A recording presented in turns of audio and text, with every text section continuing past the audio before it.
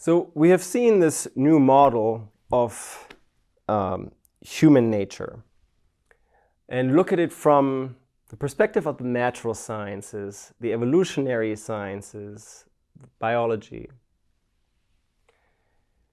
We've also seen that it converges with some of the ancient wisdom tradition or the insights of the humanities about what it means to be human and how we can connect. Let me give you a third perspective that also complements this model of human nature that might be quite important to add. And I would call it the perspective of the social sciences. The social sciences are sciences like psychology, sociology, business, management, etc.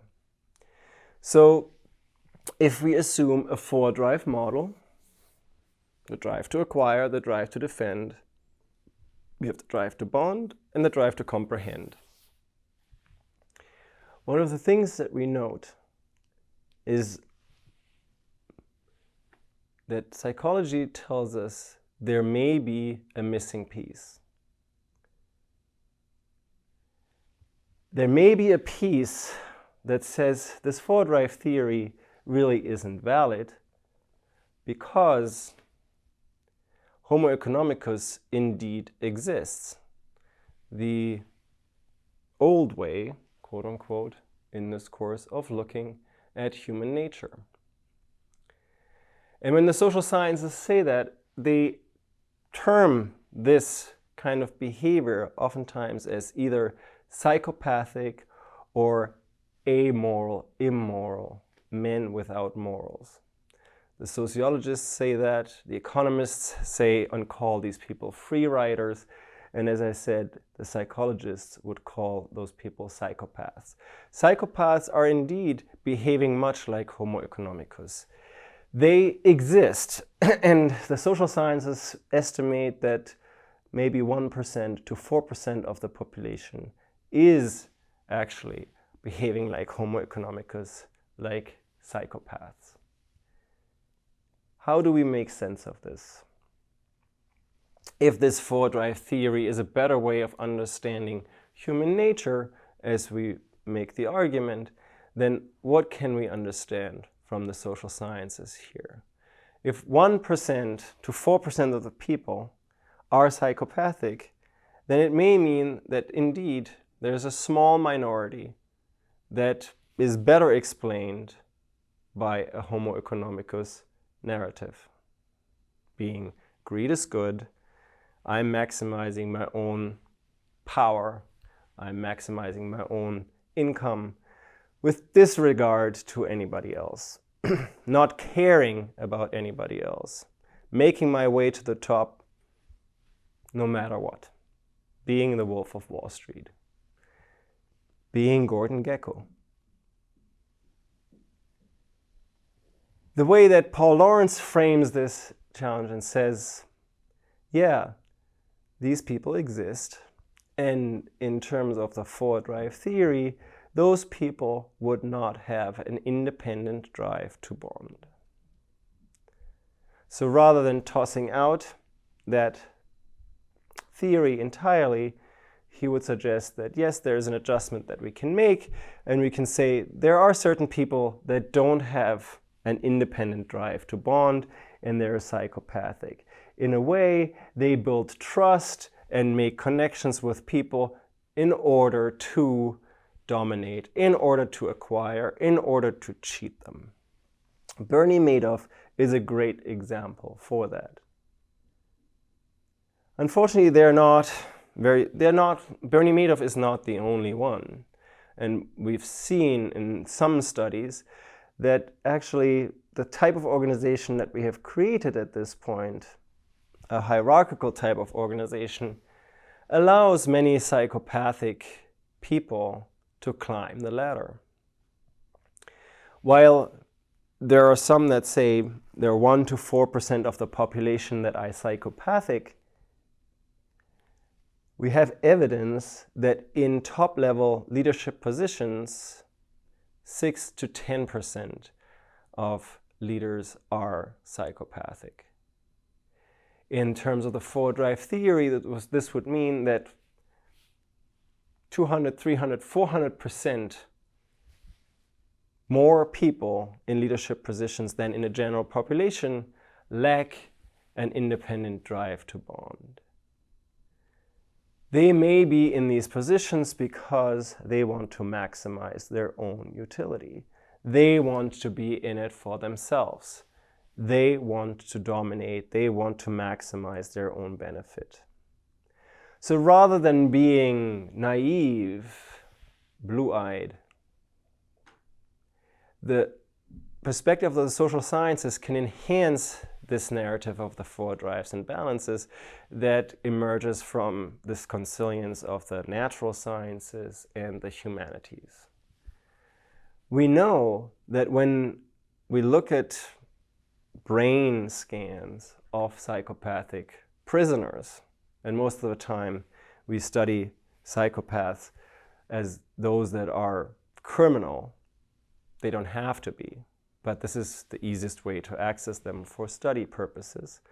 And Robert Hare, the leading expert in the study of psychopathy, says, well, did most of his studies with high-level criminals in high-security prisons.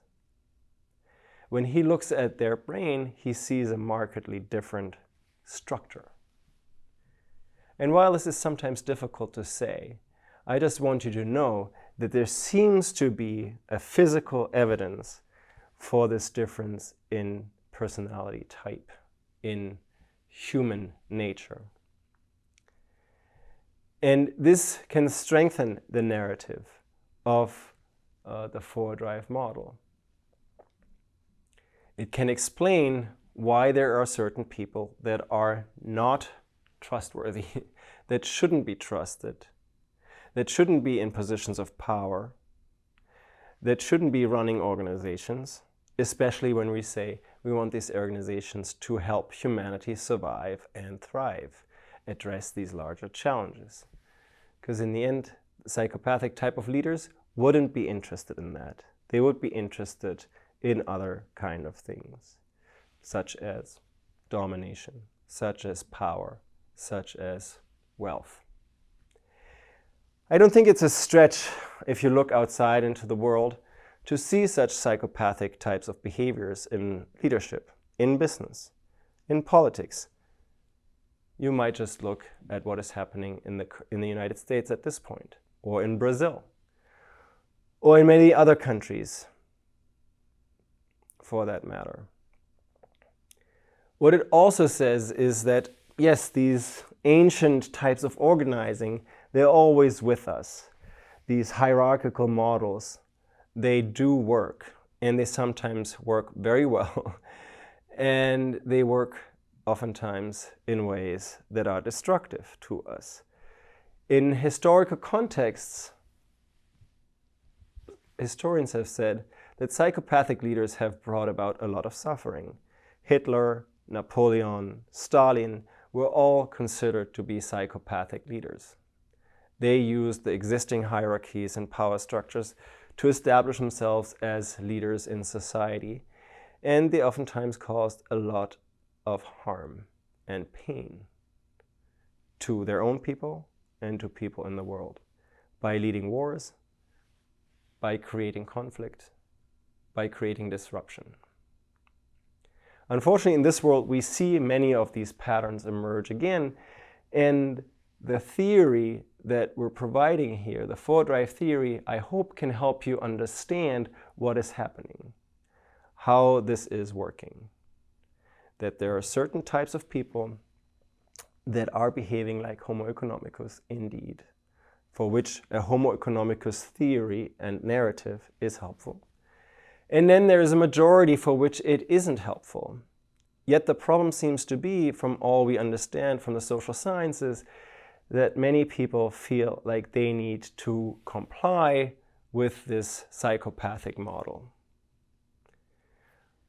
Ask around, ask people in corporations how they feel, how much they feel they are alive.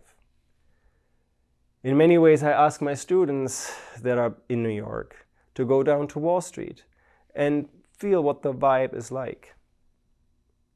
Do they feel enlivened? Do they feel there is good, positive energy? Or do they possibly feel that they are actually zombies?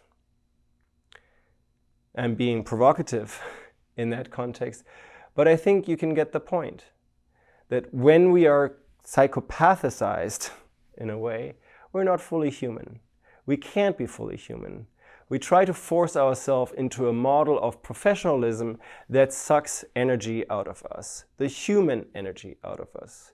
And we see this manifested in many of the social science studies, that people are just not excited to be at work, they're not excited to be alive.